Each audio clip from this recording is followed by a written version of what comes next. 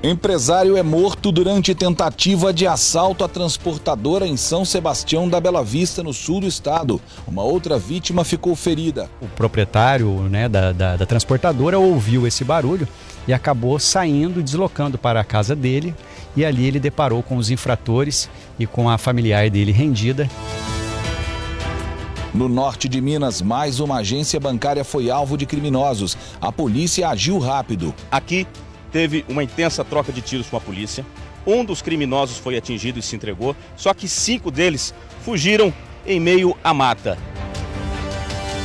Tragédia. Menina de 7 anos chega em casa e encontra a mãe, a irmã e o padrasto mortos. A principal suspeita é que o homem tenha cometido o crime e se matado em seguida. O crime chocou os moradores da cidade de pouco mais de 11 mil habitantes, que fica a 200 quilômetros daqui de Juiz de Fora. Foi a filha de Carla, uma menina de 7 anos, que encontrou os corpos.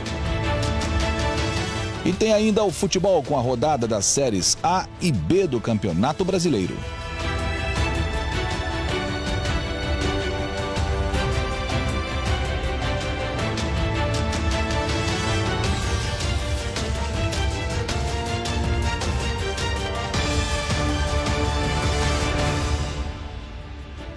Olá, boa noite para você. O Mais Notícias de hoje começa mostrando que o dono de uma transportadora morreu e um irmão dele, que é funcionário da empresa, ficou ferido durante uma tentativa de assalto em São Sebastião da Bela Vista, cidade do sul de Minas. Várias pessoas foram presas, suspeitas de participação nesse crime. Vamos ver os detalhes na reportagem de Rafael Silva. Dezenas de policiais se mobilizaram para encontrar os suspeitos de matar o empresário Renato Nazareno de Souza, de 46 anos. O helicóptero da PM ajudou nas buscas. Renato morreu depois de ser atingido com 2 tiros no tórax. Ele era proprietário desta transportadora que fica na zona rural de São Sebastião da Bela Vista, no sul de Minas. De acordo com a polícia, o empresário reagiu a uma tentativa de roubo. A ideia deles era que, de repente, o proprietário possuísse, pelo empreendimento, alguns valores na sua residência. O crime aconteceu bem na hora do almoço. Segundo a Polícia Militar, os 3 bandidos entraram no local pelos fundos. Eles invadiram a casa do Renato, que fica no mesmo terreno da empresa. Uma das irmãs da vítima percebeu que alguma coisa estava errada. Ela então gritou e neste momento teve início uma confusão generalizada. De início, a ideia dos infratores era fazerem um roubo à residência. A residência está aqui nas adjacências da transportadora. Contudo, eles foram visualizados por uma das moradoras. E isso fez com que eles a fizessem refém e gerou uma confusão. E nas proximidades, a vítima, o proprietário da transportadora, ouviu esse barulho e acabou saindo e deslocando para a casa dele. E ali ele deparou com os infratores e com a familiar dele rendida. E nessa situação acabou havendo essa resistência, vamos dizer assim, esse embate físico entre eles. E os autores, os infratores, acabaram disparando arma de fogo contra esse senhor. Durante a confusão, a irmã de Renato levou uma coronhada e um outro irmão da vítima, que também trabalha na empresa, foi atingido com um tiro no braço. Eles foram socorridos para o Hospital Samuel Libânio, em Pouso Alegre. Os bandidos fugiram sem levar nada. Vários funcionários estavam no local na hora em que o crime aconteceu. Uma transportadora, uma distribuidora, isso gerou uma comoção, toda uma comoção dos que estavam aqui presentes trabalhando. Durante o rastreamento feito pelos militares, 3 homens foram presos próximo à transportadora. Eles confessaram que tiveram participação no crime. Outros 3 suspeitos, que estariam do lado de fora da empresa dando cobertura, ainda estão foragidos. Localizamos armas de fogo, um dos veículos que foi utilizado, e acabamos então tendo esse êxito em prendê-los. No momento da prisão, confessaram. Houve uma adequação de funções, 3 autores adentraram a residência e outros 3 permaneceram na parte externa, fazendo essa segurança do perímetro, do entorno das dependências da transportadora e da residência. Sérgio é o funcionário mais antigo da transportadora. Ele está assustado com o que aconteceu. O que você quer nesse momento? Justiça, cara? Justiça, porque vieram para levar o que vieram pegar aqui? Não tinha nem o que levar. fazer uma crueldade na frente das crianças ainda. Duas crianças presenciando a morte dele, do pai na frente ali, sem poder fazer nada, o irmão baleado, a irmã. E troco de bobeira de nada. Tem nem o que falar. Nessas horas é difícil achar o que falar mesmo, né? Uma pessoa de bem, geralmente, ela vai fazer de tudo para defender a própria família, apesar de todos nós sermos avisados com frequência pela própria polícia, sabemos que a reação não é a melhor medida a se tomar quando você está sob a mira de um revólver. Infelizmente, mais um pai de família, mais um trabalhador que perdeu a vida hoje.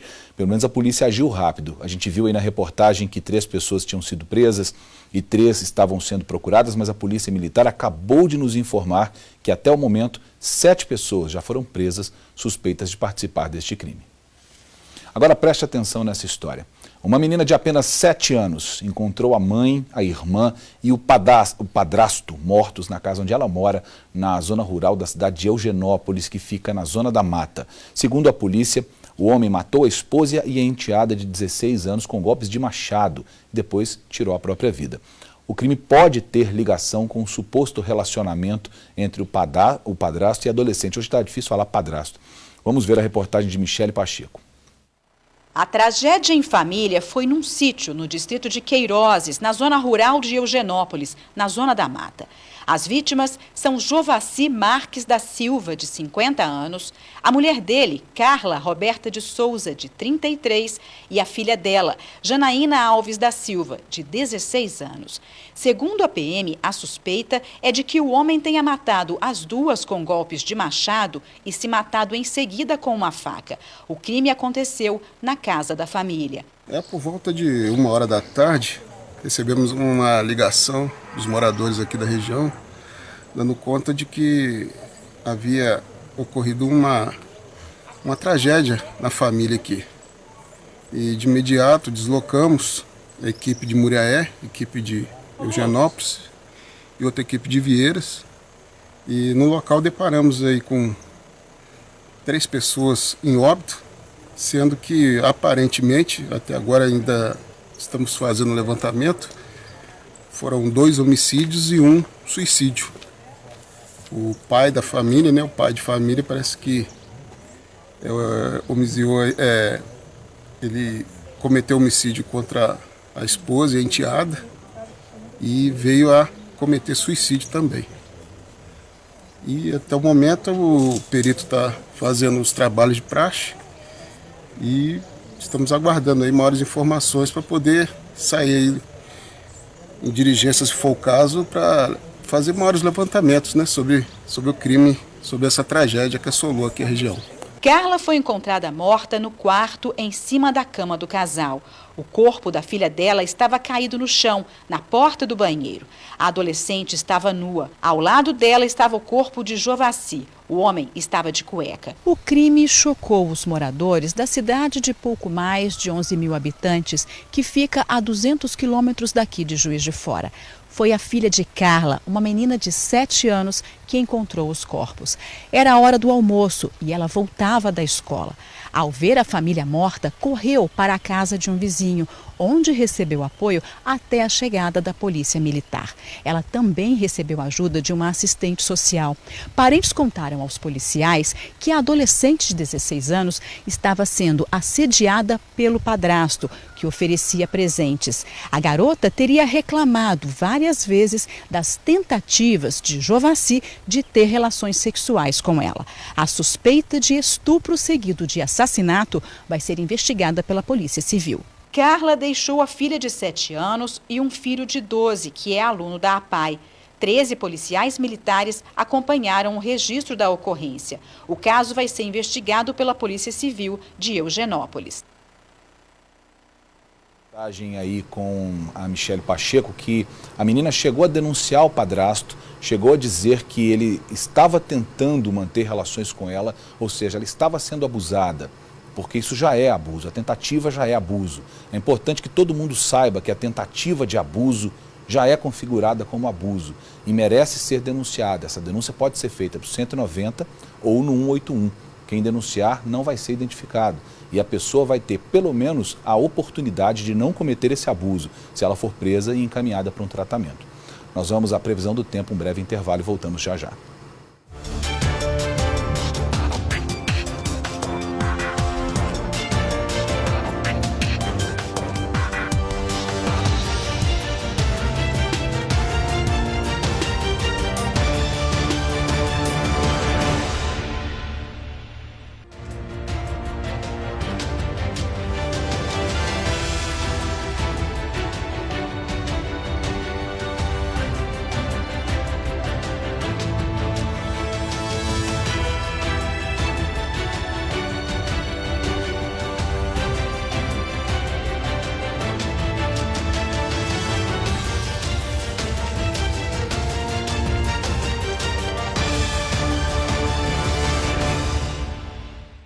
Bandidos atacaram uma agência bancária em Capitão Enéas, no norte de Minas. Segundo a polícia militar, eram cerca de 10 homens. Enquanto parte da quadrilha entrou no banco para provocar as explosões, os outros criminosos ficaram do lado de fora e atiraram várias vezes para intimidar os moradores e os militares. É o mesmo modus operandi que a gente tem visto por aí, inclusive principalmente no sul de Minas. Vamos ver na reportagem do Júnior Oliveira.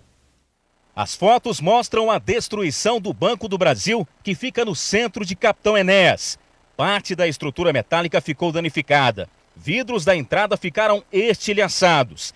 Nesta foto, é possível ver a situação em que ficou um dos caixas eletrônicos. Cartuchos de espingarda foram encontrados no chão.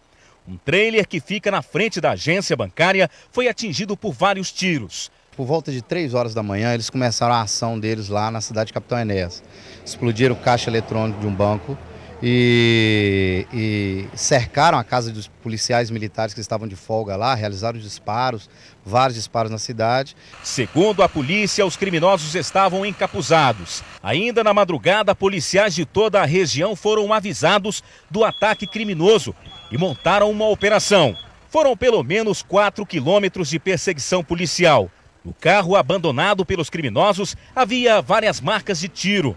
Segundo a polícia, o veículo foi roubado há 3 dias no bairro Vila Telma, em Montes Claros.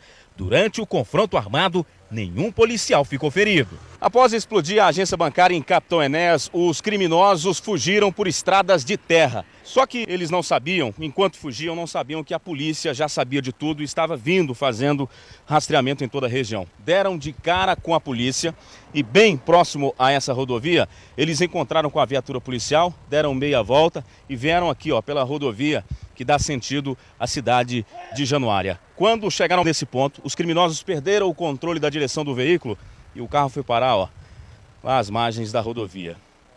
Aqui teve uma intensa troca de tiros com a polícia. Um dos criminosos foi atingido e se entregou, só que 5 deles fugiram em meio à mata. Dentro do veículo, a gente já pode observar, a polícia encontrou várias armas de fogo. São espingardas, fuzil, submetralhadoras. Tem também, a gente observa lá no detalhe, um tanque de combustível reserva, um tambor com combustível reserva, que segundo a polícia é um esquema que os bandidos usam para fuga. Caso eles precisem reabastecer o veículo, esse combustível ele é utilizado. Lá dentro do carro também tem uma bolsa contendo dinheiro. Dinheiro este que seria o que foi roubado lá na agência bancária. Nós vamos mostrar agora um artefato que foi usado, o tipo de artefato que foi usado lá na agência bancária que foi explodida em Capitão Enéas. Esse artefato estava dentro do veículo, a polícia trouxe ele para cá por questões de segurança. Lá está, uma banana de dinamite, enorme banana de dinamite. Estava conversando aqui com o tenente da polícia, ele disse que uma banana de dinamite dessa era o suficiente para explodir uma agência bancária. O suspeito baleado é Daniel Soares Pereira, de 23 anos. Ele foi atingido na barriga e levado sob escolta policial para o Hospital Santa Casa, em Montes Claros. Daniel está consciente e vai passar por cirurgia. O estado de saúde dele é estável. Ele confirmou sua participação, estava realmente na flagrância, não tinha nem como. E também passou qual seria a identificação dos outros indivíduos. Segundo a PM, são pelo menos 10 envolvidos no ataque à cidade. A quantia de dinheiro roubada na agência e recuperada pela polícia ainda não foi divulgada. Ainda sobre essa explosão na agência bancária em Capitão Enéas, a Polícia Militar esteve no hospital e conversou com o suspeito que foi baleado durante a troca de tiros. Daniel Soares Pereira revelou o nome de 2 comparsas. A polícia fez buscas na região e apreendeu um adolescente de 17 anos. O outro suspeito, Kennedy Darlen dos Santos, de 23 anos, foi preso. Ele conversou com a nossa equipe de reportagem e negou a participação no crime. Veja comigo. Você morava lá? Você ajudou a quadrilha dessa forma? Não tem envolvimento nenhum, não. A justiça vai vir. Você foi preso onde? Nunca fui preso, não. Não tem passagem nenhuma? Nenhuma. Aí você foi encontrado onde? Trabalhando, de frente à minha casa. Aí a polícia chegou e te prendeu lá? Sim, me abordou. Mas foi tudo legal, não, só me pediram para encaminhar até aqui e tal, mas vai resolver tudo. Eu tenho minha consciência limpa. Você conhece algum dos outros suspeitos, dos outros envolvidos? Só esse que é o Daniel, que ele frequenta a casa vizinha da minha casa lá. O Daniel? É. Mas o Daniel chegou a falar para você em algum momento que ia... Eu não tenho envolvimento nenhum com ele, eu não tenho contato nenhum com ele. Ele não disse que ia explodir o banco? Eu não tenho contato nem envolvimento com ele. Veja comigo agora outras notícias de destaque no estado nesta sexta-feira. Em Uberaba, um homem de 31 anos foi preso depois de aplicar um golpe na empresa em que trabalhava. Ele atuava na gerência de uma administradora de cartões de crédito. O homem simulava transações e desviava dinheiro. Ele deve responder por estelionato. A suspeita é que o prejuízo deixado chegue a R$50 mil. O inquérito deve ser concluído em 10 dias. De Uberlândia, Túlio Amâncio. Em Governador Valadares aconteceu a Operação Fora do Ar, para combater o comércio de celulares roubados. Mais de 200 aparelhos foram recuperados e encaminhados para a delegacia. Participaram das investigações policiais civis, policiais militares e fiscais da Receita Federal que tiveram durante a manhã no mercado municipal. A polícia agora quer saber quem são os verdadeiros donos dos aparelhos que foram recuperados. 5 mandados de busca e apreensão foram cumpridos e 5 pessoas foram presas. De Governador Valadares, Aguiar Júnior. Um ex-guarda municipal foi preso na região nordeste de Belo Horizonte na manhã de hoje. Alexandre Magno Gonçalves, de 41 anos, tentou fugir da abordagem, mas foi perseguido e detido. De acordo com os militares, ele estava com buchas de maconha.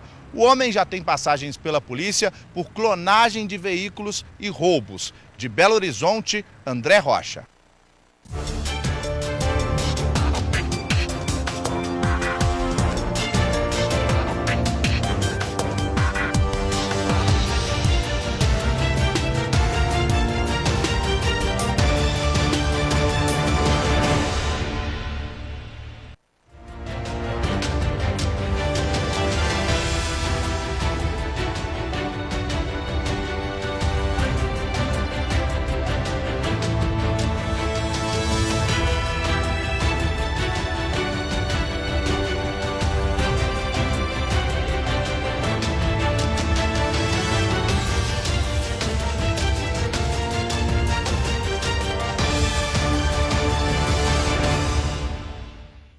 Os bancos privados estão de olho nos clientes dispostos a financiar a casa própria. Eles querem aproveitar as mudanças nas regras de financiamento anunciadas pela Caixa Econômica Federal.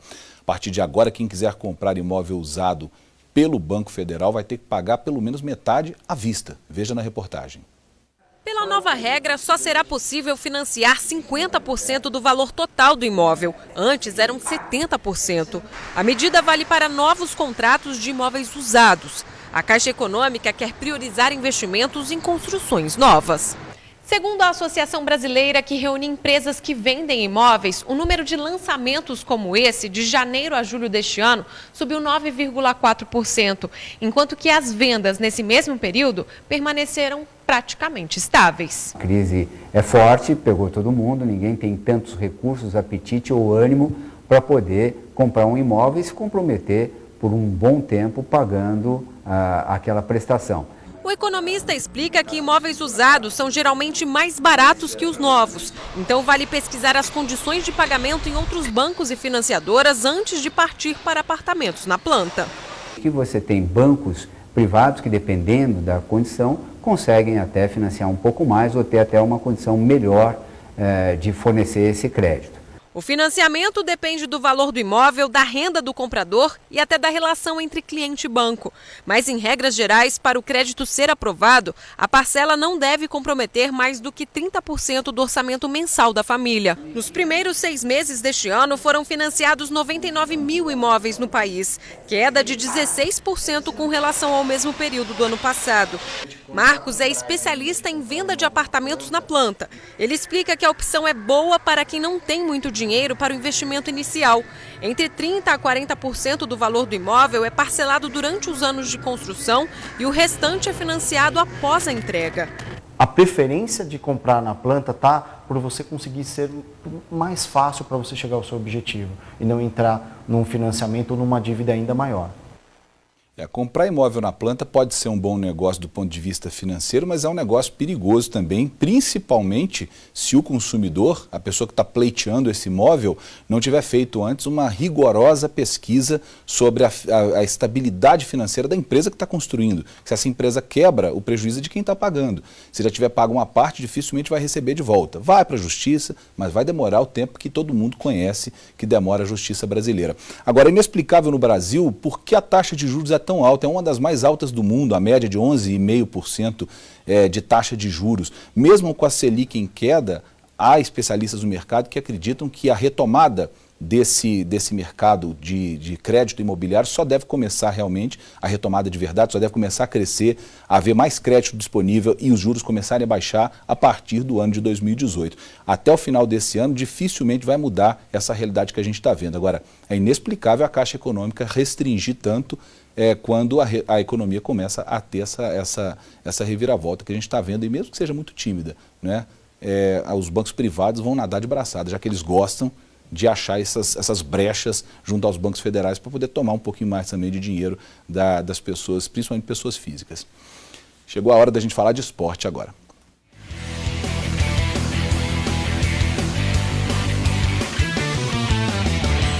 A rodada do fim de semana no futebol, nós vamos aos jogos da Série A e também da Série B do Campeonato Brasileiro a partir de agora.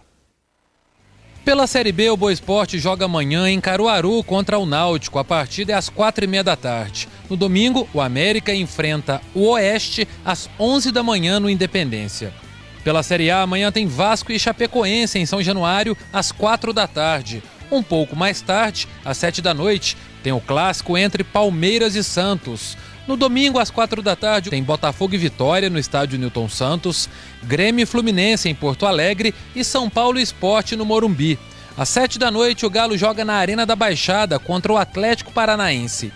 Já pela segundona do Mineiro, o Vulcão joga em Poços de Caldas no domingo, às 10 da manhã, contra o Ponte Nova. Mais notícias fica por aqui. Bom fim de semana para você.